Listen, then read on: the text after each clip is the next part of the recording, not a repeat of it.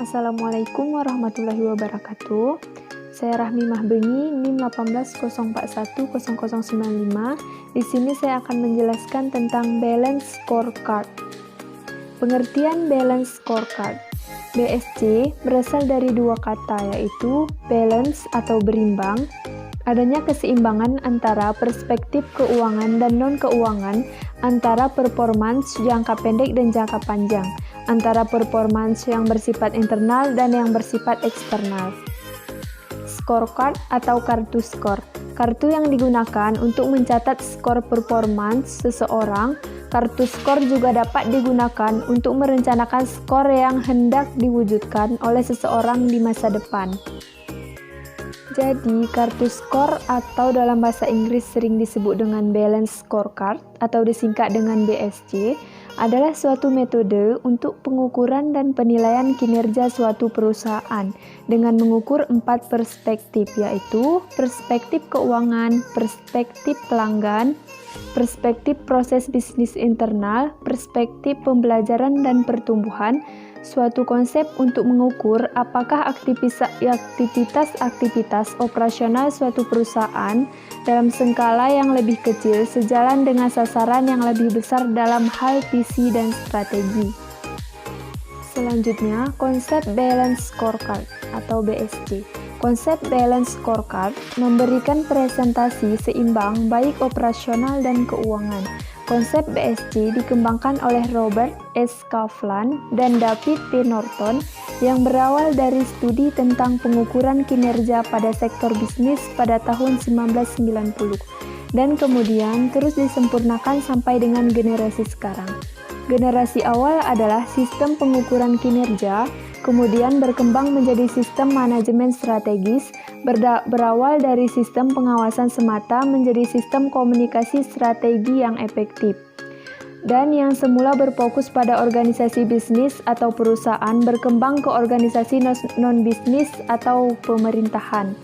Selanjutnya, tujuan penggunaan balance scorecard.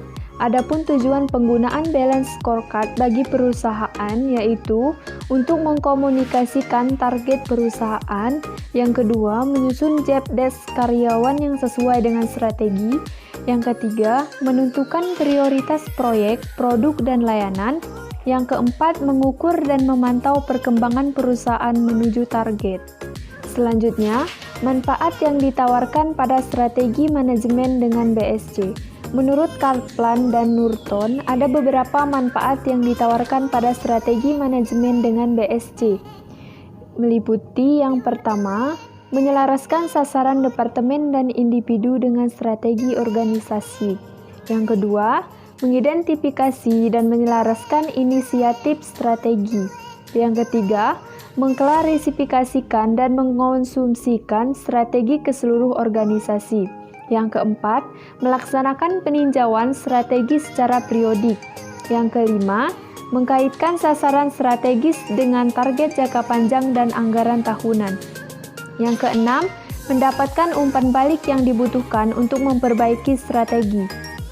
Selanjutnya, 4 aspek dalam balance scorecard. Keempat aspek ini saling berhubungan dan saling mempengaruhi aspek-aspek tersebut adalah: yang pertama, perspektif adalah pilar dari organisasi yang dibutuhkan untuk mencapai sukses dan diciptakan untuk menyampaikan daya tarik dari berbagai pemegang saham, termasuk partner bisnis, pemegang saham, konsumen, supplier, dan karyawan. Yang kedua, tujuan merupakan alat perencanaan dasar yang mencakup semua perencanaan dan aktivitas. Meskipun digunakan secara bersamaan dengan target, tujuan memiliki cakupan yang lebih luas dibandingkan target dan dapat mencakup beberapa target yang berbeda. Yang ketiga, inisiatif. Inisiatif adalah tindakan yang memulai proses untuk mencapai tujuan. Sebagai contoh, berbagai jenis implementasi yang digunakan untuk mengontrol pemborosan dalam proses internal. Yang keempat, target. Target adalah ukuran nyata yang mewakili implementasi pencapaian dari inisiatif dan strategi. Selanjutnya, manfaat menggunakan balance scorecard. Manfaat menggunakan balance scorecard antara lain adalah: yang pertama, Inisiatif strategis yang mengikuti metodologi atau praktik terbaik dapat disalurkan dengan merata ke seluruh bagian organisasi bisnis. Yang kedua, dapat membantu meningkatkan kreativitas serta memacu munculnya ide-ide baru.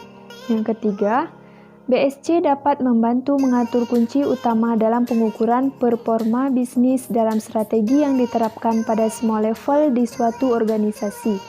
Yang keempat, BSC menyediakan gambaran menyeluruh tentang operasional bisnis.